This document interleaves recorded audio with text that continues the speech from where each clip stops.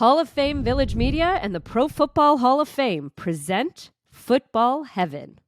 Larry was at the grand opening of the Pro Football Hall of Fame. Which one? I got thrown out twice. He got so he's the only Hall of Famer that's been thrown out of the Hall of Fame twice. Get out. What were you doing that you got thrown out? Sneaking in. Sneaking in.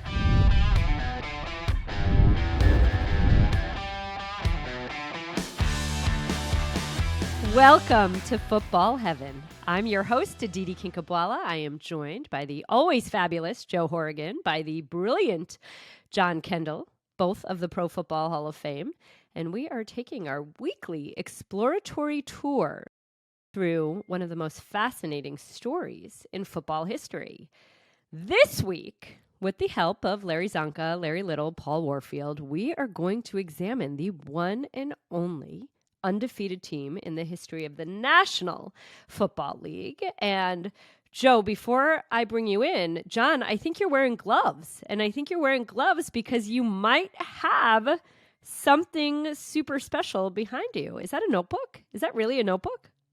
Got a couple things here. I'm sitting in the Ralph Wilson Jr. Pro Football Research and Preservation Center, the archives of the Pro Football Hall of Fame here in Canton, Ohio. And just over my shoulder, I've got Don Shula's notebooks that he used throughout his career coaching the Miami Dolphins. We've got a game ball from the undefeated season, the Super Bowl VII game program here.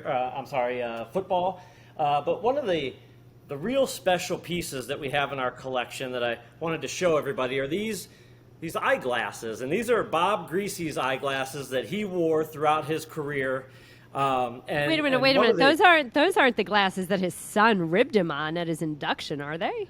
They are the exact ones. And Brian always told his dad that was as close as he would get to the Pro Football Hall of Fame, was having his eyeglasses on display here. And when Bob got up on the podium to deliver his enshrinement speech, his comment to Brian was, "In your face, Brian." And always a fun enshrinement speech to go back and listen to.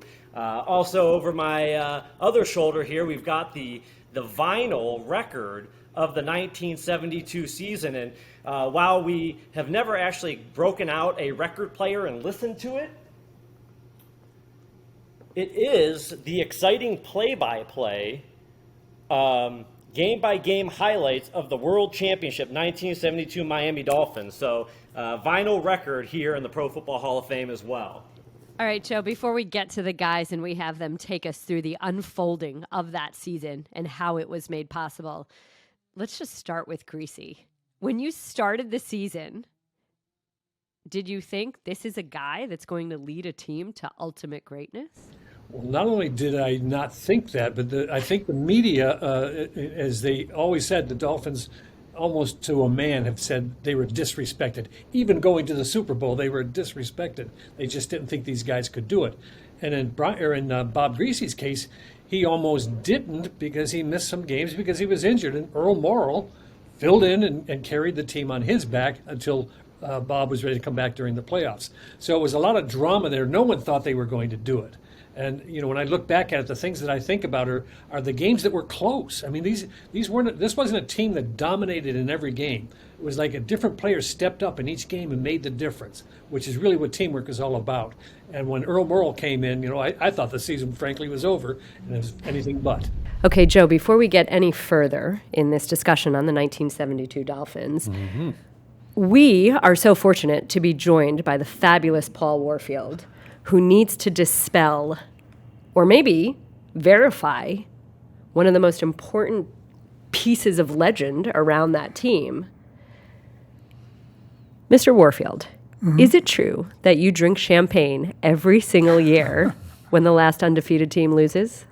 No. It's not? Really? Yes, that is true.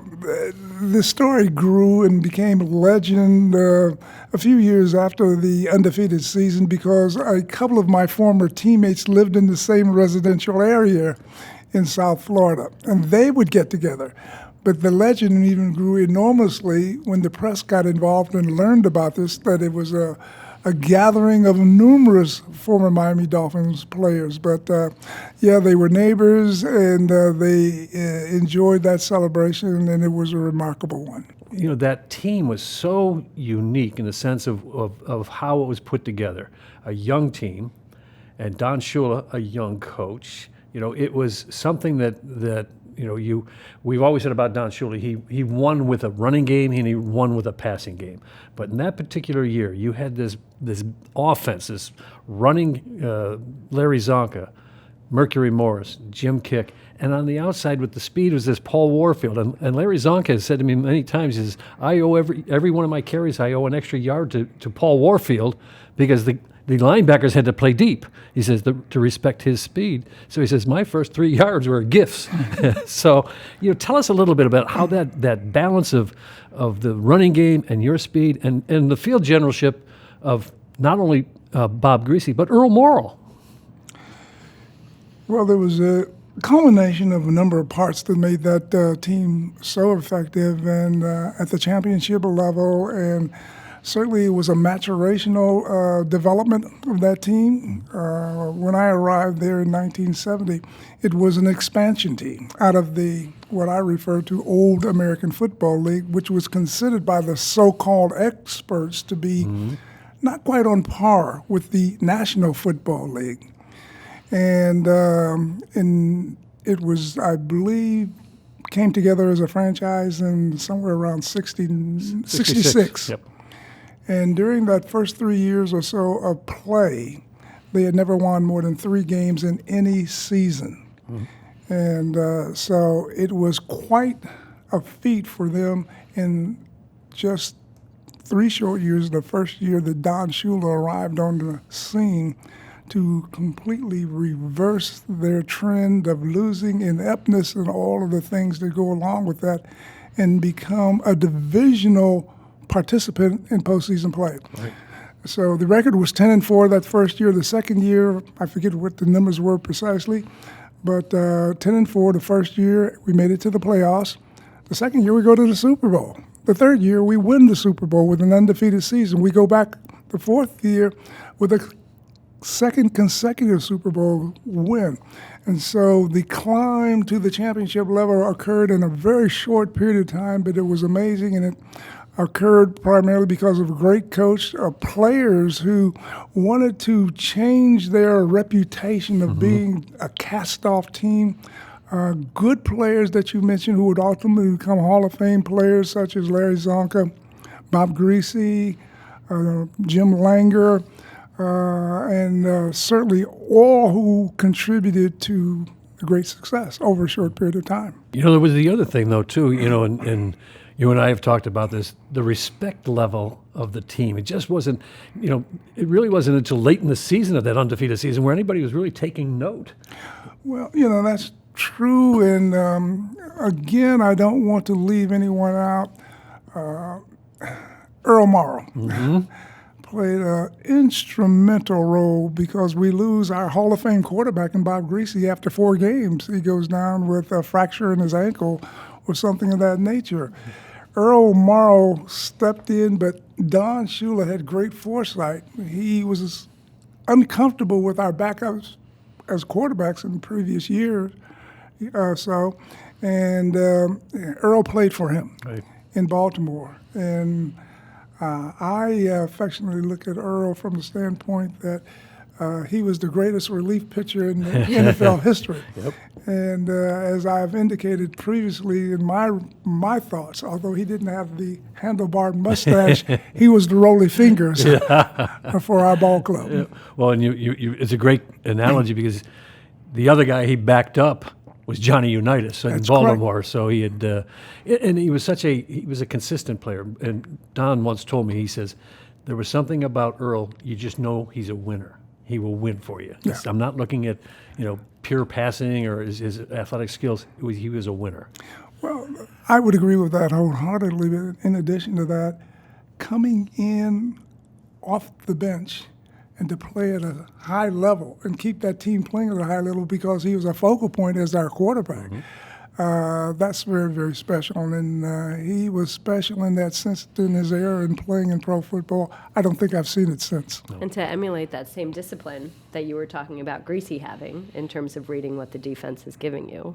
Okay, I have another one that I'd like to know if it's true or not. Is it true in the Super Bowl that year, you were thrown a pass that was broken up by Cornell Green that was a play designed by President Richard Nixon? Well, interestingly enough, the then President of the United States would spend time periodically during the year down in the South Florida area. And he contributed to, we were not successful, but I mean, he focused on what he thought we should do in certain situations in throwing the football. And Coach Shula listened to him, a Washington football team fan? Well, he didn't listen to him. I don't know how many people, well, no, I was getting politically, but nevertheless, it didn't work for us in that situation. Well, Don Shula, and I'm such a big fan of Don Shula, as you know. He was a disciplinarian, but he got you guys believing in each other and in the rapid growth of the team. Going from such a young team to a winning team. Tell us a little bit about what the mystique of his aura was that he could convince. He was a young man. I mean, some of the players when he was coaching in Baltimore, Johnny Unitas was older than him. When he was coaching Johnny Unitas, but he was so believable because he could convince you that it's the right thing. If you work hard, you'll win. Absolutely, and as I recall, I would say he was Mr. Simplicity, in the sense that his objectives and what he had to say to us was not complicated. It involved hard work, discipline, and sacrifice. If those things can be a part of our makeup, we will win games. And had a unique way of certainly convincing us. I mean, but as great leaders, from my perspective, he would do the things and wouldn't ask of us to do anything basically, although he wasn't out there blocking and tackling and so forth, basically that he wouldn't do. One vital point is Miami has a very tough climate during the summers. High levels of humidity, sunshine, temperatures ranging in the mid 90 degrees, and not the ideal for working out and playing football. I think all of the players always dreaded, to a certain extent, running after practice, the conditioning drill after spending 2.5 hours out in the hot sun and humidity and tired. We had to run a conditioning drill that was called gases, the length of the field, 25 yards, 50 yards, 75 yards. We would run them in a group.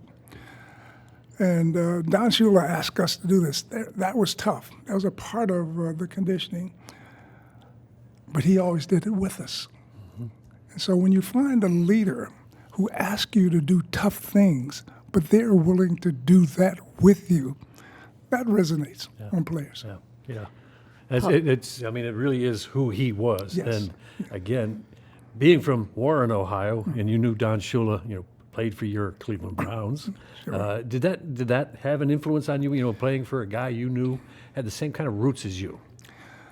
Well, from this standpoint, he did play for the Cleveland Browns, yes. And Paul Brown, the late Paul Brown, was one of the greatest coaches in all of pro football. Certainly registered with the football world, and he was a former collegiate football coach and a high school football coach in Ohio, with winning at the highest levels. And so Don Shula represented that in that he certainly had a very short career with the Cleveland Browns, but that was a part of his makeup, and that was what he brought to the previous team that he coached in the Baltimore Colts, who were winners, and brought to Miami. And Miami gave him a new opportunity because he had been unsuccessful in his first Super Bowl venture with the Baltimore Colts.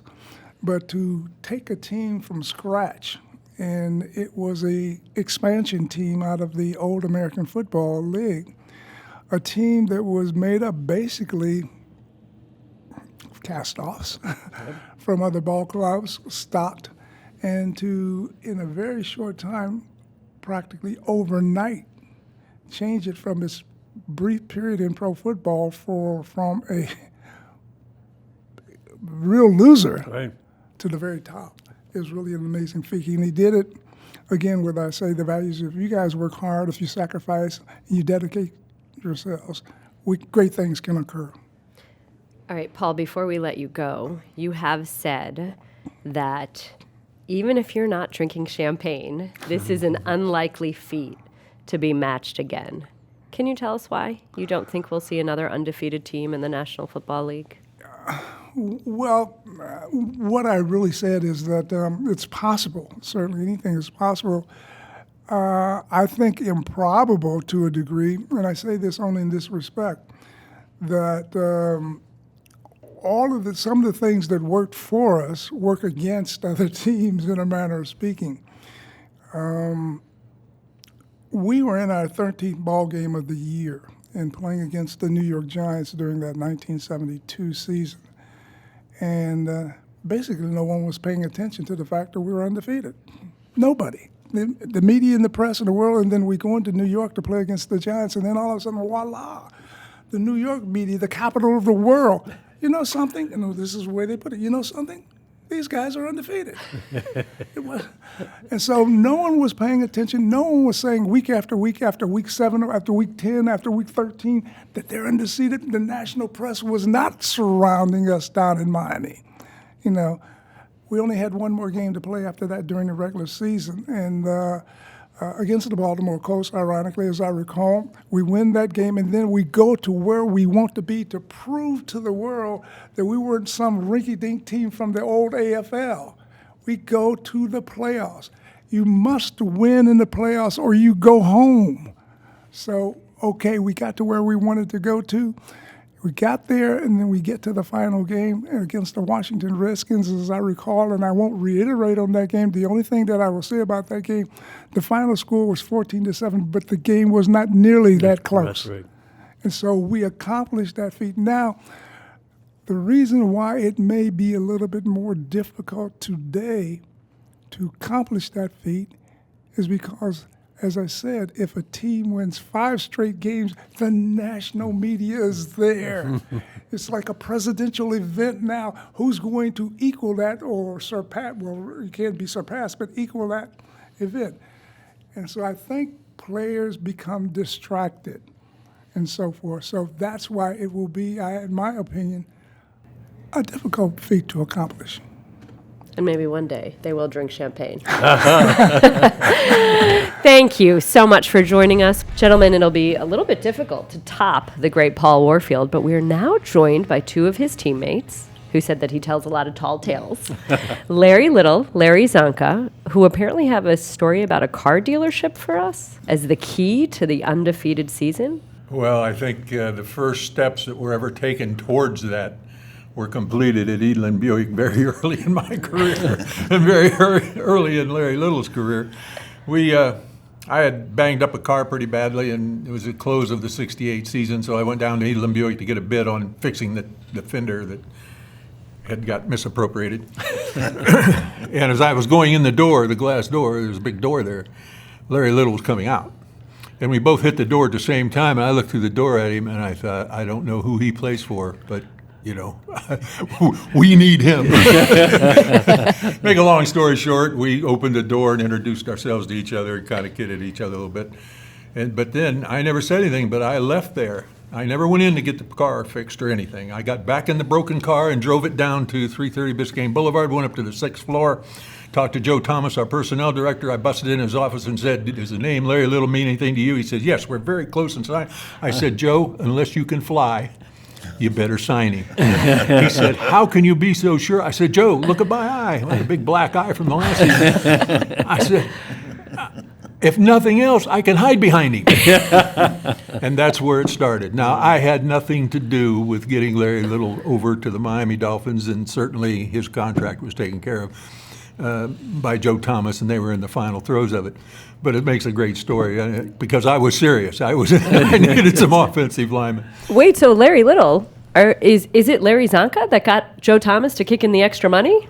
I didn't get any extra money. You still signed for the $500? No such thing as extra money in the NFL. That was because of the trade from San Diego to Miami. Yeah, it wasn't. Yeah, I was there at San Diego for 2 years, and I went down to Eastland, and that's when I bumped into Zonk, and we've been together ever since. Well, talk about together. What a team you had together. You know that. True. We're sitting here and went through this whole dissertation with Paul. It is hard to believe it's been 50 years. I mean, it is just, time flies. But to you guys, does it seem like just yesterday, or does it seem like 50 years ago? Well, to me, it seems like 50 years ago because we've lost so many guys off of that team. Oh, that's Right. true. And, that's a feeling that you can never get over. Guys that went out there and bust your asses with, and now they're no longer with us to help celebrate the 50th anniversary. Yeah, yeah. Can you remember, can you think back now, was there a moment when you felt we've got something special? Was there one game, was there one play, was there something that made you think, I think this is a team that can do something? I quite honestly, and I'll jump out here and answer that, Larry, because when we heard that Don Shula was going to be our coach, I think was when the embryo started to move. At that point, when we heard that he was coming, we knew his record and what he had done, or at least I did. I did too. And it was a thing where you knew things were going to change for the better. How better? I didn't know, and whether I'd be part of it, I didn't know. When I first met Don Shula, I was in his office because he wanted me to come in there because I had popped off in a meeting, and that's one thing he didn't tolerate. So when I went into the office, he started on me, and I leaned. And in his office, you could say anything. When you closed the door, he was no longer General Eisenhower. You didn't have to salute. You didn't. When you walked into his office, closed the door. Back me up, Larry. If I'm lying, tell him. When he closed the door, he said, "Say what's on your mind." So I did. Yeah. And I got in his face, and he got in mine. And I said, "I don't like you." And he said, "I don't like you either." I said, "Well, where are you going to trade me to?" And he said, "I can't get enough for you, so you're stuck." That's how it started. Now, from that, he put little things up on the wall that said the winning edge, and, you don't go through the motions and all these little sayings. And I made fun of those because I didn't understand him. I didn't know what he's talking about. But as time went on, now I do realize, and as time went on, we all started to realize how serious he was. And if we were going to stay around, how serious we had to be. And it paid off. I remember the first time I met him, I went down to his press conference after it was over. And I walked up to him and I said, "Hello, Coach Shula. My name is Larry Little. I'm your right guard." He looked at me. I was weighing 285 pounds at the time. He looked at me and said, "How much do you weigh?" And I said, 285. And he walked off. There said another word to me. How much did you get up to that season then? Oh, I got down to. Yeah, you could tell what era. We all got down. Yeah, we heard from Paul Warfield how, and Larry, you've told the same story a number of times, that Coach Shula worked you like dogs. But he also, when you were doing those gassers, he was running right there with you to show that, he believed in. I think it was more than that. I think that the camaraderie of the team is something I might look at today because it's guys are walking around with earphones on, got cell phones, and they don't music playing during practice. Well, crowd noise, I can understand that a little bit. But anyway, just the general getting to know each other. I think Shula used the weight. I think he believed in that and gave you weights that he thought should be. But I think he made him a little lower on some of the guys, like Garo Yepremian, the kicker. What difference does it make if he loses a pound?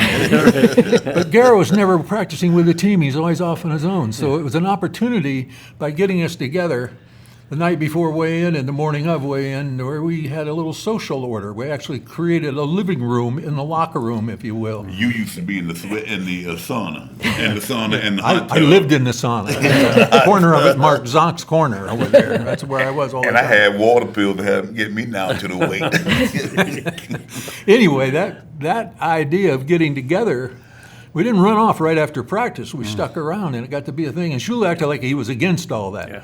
But the fact of the matter was, he realized that camaraderie that would be born in that commiserating thing, sitting in the sauna, bitching about him, gave us some interaction that we otherwise wouldn't have had. Did you feel any sense of, he being from Ohio like you, and he went to Little John Carroll, like Bethune-Cookman, it wasn't a very big school, Larry, the other Larry. Did you feel any sense of connection to the man with just having some similar backgrounds? Was there anything that clicked with you in that regard? Not really, because I didn't know what school he went to. Nor did you care. I was aware of that, but as far as being two kids that grew up in Ohio, we kidded about that a couple years later during the course of the undefeated season, probably. Right. Okay. As close as I think we started to get close. We all had to salute and address him as head coach, and it was a very formal situation for 70 and 71. Then after we lost Super Bowl VI, we really started to get to know him. And, when he said what he said after Super Bowl VI, we knew everybody had to buckle up, because this was going to be him at his best. And it was. He had no design on undefeated, to my knowledge. What he had design on was getting back to the Super Bowl. He was 0 for 2 in Super Bowls, and people were going to die if he had to get back there, any other way. And what he laid out was a menu that led accidentally to an undefeated season. Sure. Because we, in fact, did everything he asked and did pay the price. And that's, I'm not going to insult your intelligence. We didn't blow down the lane. We were finite several times, but somehow, some way, one guy, sometimes Charlie Babb, Cleveland game, I go back to that all the time. He's a backup guy, he's a rookie, we get mad at him if he asks questions in the meeting because we want to go have a beer, But Charlie was into it and saw something. And it turned out to be something that a rookie saw in the film that took it to a coach, and it escalated into a victory that made the difference in an undefeated season. Now, how much more can every player be a member? And you talk about that, and I'd love to hear the starting quarterback, jostling back and forth throughout the season with injuries. I mean, there's a lot of adversity to you guys getting there. Well, when Bob was hurt against the Chargers, we knew we had to come together even more as a team. For instance, me being a lineman, we knew Earl couldn't scramble and run around like Bob. So we had to really work hard to keep him clean. And ironically, though, Earl had the longest running touchdown that year from scrimmage. I threw 2 blocks on that, and I'm slow. Think about it. On a 37-yard touchdown. The longest out on the back we had Zonk, Merck, Kick. Earl had the longest run on the team that year. Larry, that had to be something for you. Offensive linemen always say they like run blocking. But you had 3 great backs back there. True. Larry Zonka, Jim Kick, Mercury Morris. What was it like having that backfield? Well, with Zonk, I knew I had to get my man out of the hole because he would put that big head in my back. With Merck, I knew I had to run because I was pulling a lot on sweeps. Right. And with Jim was just a tough running back that was outstanding, catching the football coming out of the backfield, and also was a great blocker. Larry, why was there no jealousy amongst all of you? 2,000-yard rushers, 1,000-yard receiver. Why was the distribution so easy to make happen? The people. Excuse me. Jim Kick and Mercury Morris, very different people, very different backgrounds, but a genuine will to win. Then they both liked each other because they were teammates. They never once in all that course ever said anything insulting to my knowledge about each other. They abused Coach Shula to death and Shula loved it because he wouldn't want it any other way. Think about it. Because he was getting the best foot forward from both of them. But they both wanted more playing time, which is a natural thing. Kick, I don't know about playing time, but he just hated those 40-yard runs when we got down to the 10-yard line and they'd substitute. He was running distance there, and he didn't like that at all. But those two guys, had they not rose to the moment, rose to the occasion, would have caused a tremendous amount of confusion on our offense if they would have got against each other. But instead, they were both pointed about wanting the same thing, and they got to be a little closer, actually, by the fact, rather than further apart.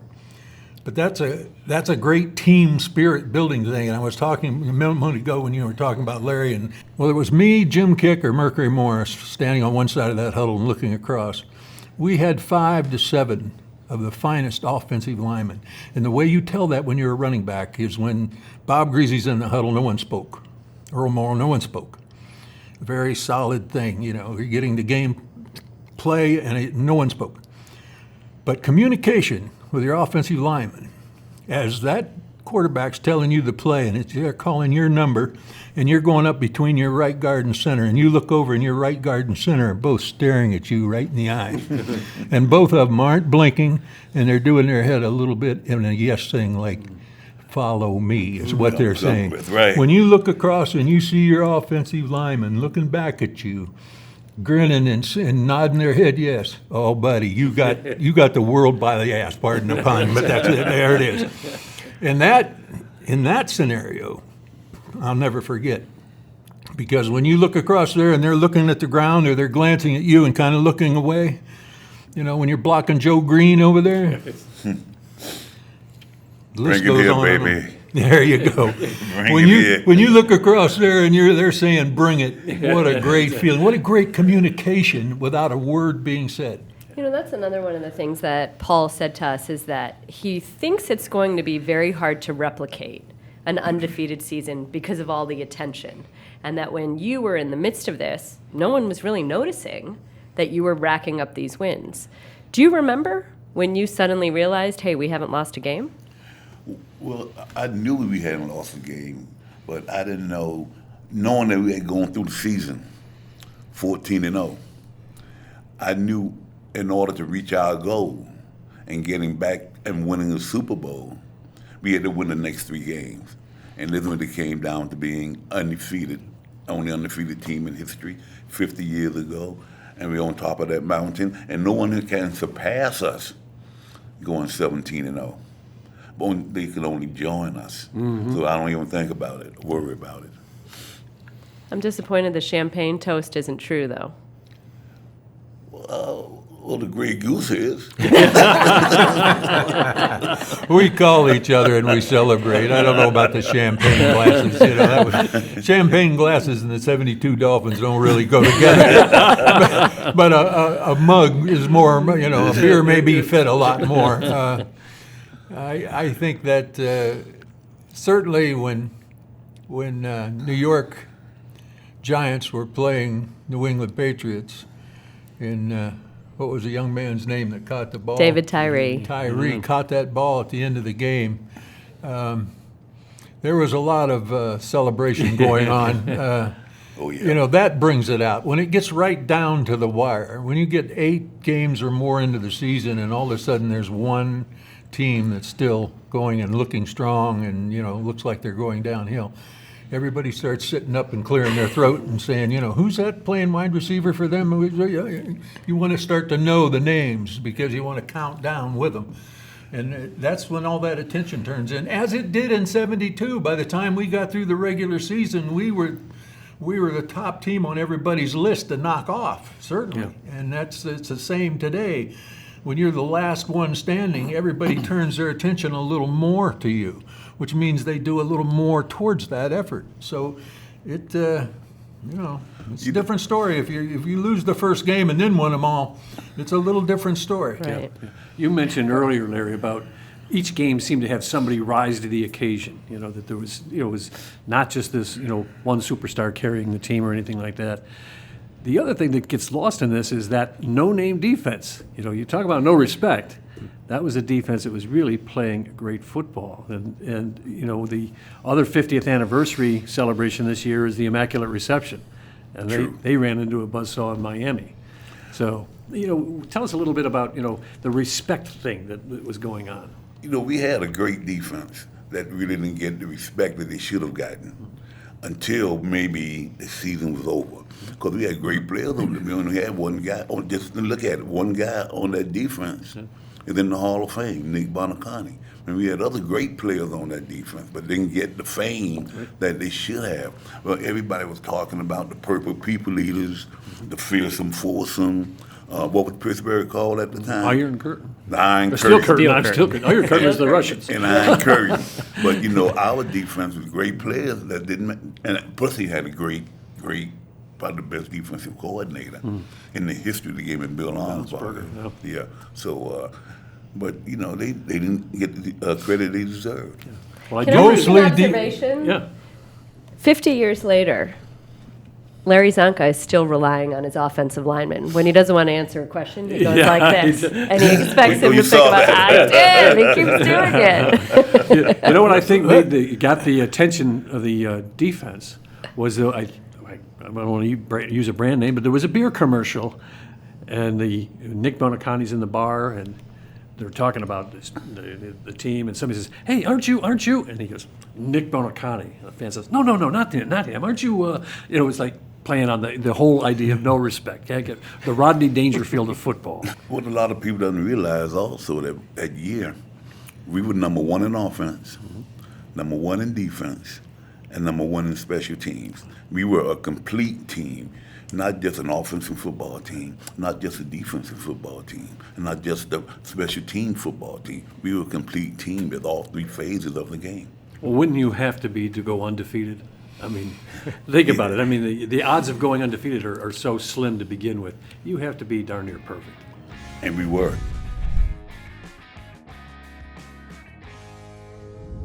Is there something about Canton that stands out? Your favorite part of being here outside of enshrinement?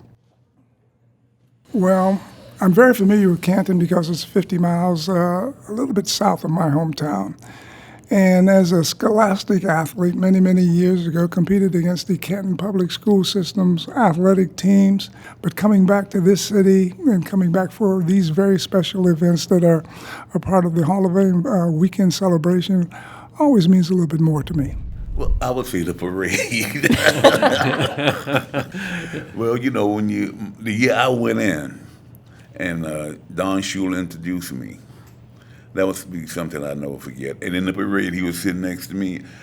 That's when I got kind of teary-eyed. Everybody called you Larry. And that was my favorite moment, other than going in and making my speech that day. I would say, quite frankly, that having grown up here in Ohio and reading and hearing about, as a junior high and high school football player, about the fact that pro football started here, and Canton was right next door, and it was not the celebrated thing back then. I'm talking about the late 50s, early 60s. And then to hear that they were going to actually build a facility here, and there was going to be an actual game played here every year and so on, was very exciting, and that's why we came down. To answer your question directly, the people of Canton, the historical significance, generation to generation, has grabbed here, has taken hold here.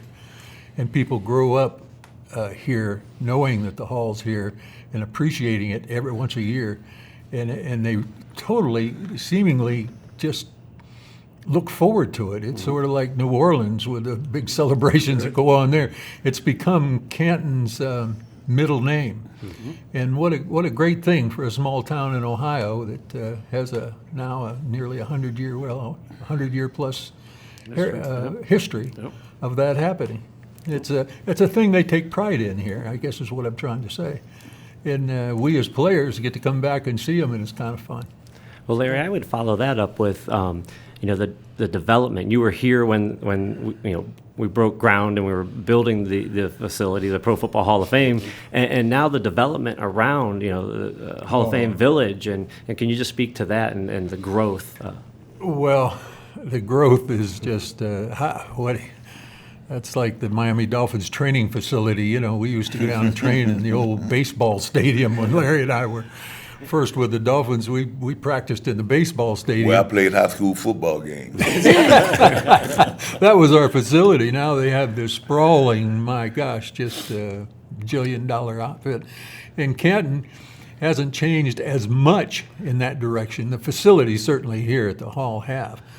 But the rest of Canton's pretty much like the way I remember it, you know, different parts of it certainly. It's been growing and expanding, of course, but at the same time, parts of it have stayed the same. And I commented to Audrey, my wife, on the way over here from the farm, I have a farm east of here, that driving through the country looks the same as it did 50 years ago when I used to come here, 60 years ago.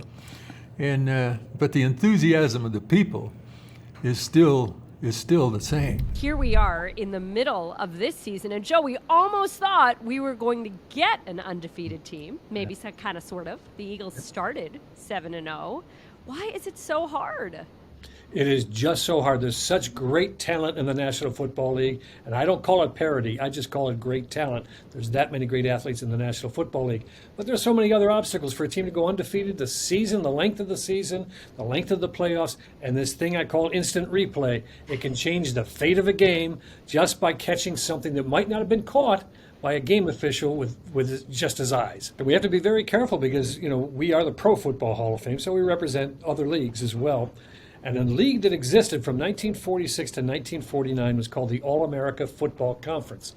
And that league gave birth to the Cleveland Browns and the San Francisco 49ers. And the league was absorbed by the NFL or merged with it after the 1949 season. Now, in 1948, it was those remarkable Cleveland Browns that went undefeated in the regular season and in the postseason. And not only that, in the 4 years that that league existed, the Browns were the champions of that league each of those 4 years. So I give kudos to the accomplishments of the Cleveland Browns in 1948, and they were great players on that team. You had Dante Lavelli, who was a friend, Marion Motley, Bill Willis, Otto Graham, Max Speedy.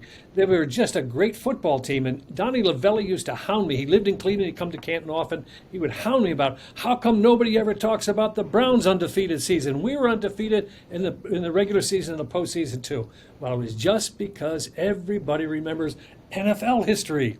The All-America Football Conference, 4 years, 1946 to 49, undefeated in 48, a great football team. On that note, everybody, this has been Football Heaven. This has been a look at the 1972 undefeated Dolphins team. Thank you for John and Joe for joining us, and we will see you next week in Football Heaven.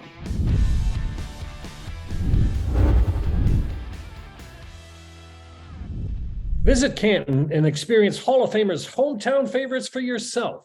Plan your trip to America's playing field. If you enjoyed today's episode, please check out the Hall's other exciting podcast, The Mission. For more Football Heaven episodes and bonus content, please visit Hall of Fame Village Media and Pro Football Hall of Fame social media.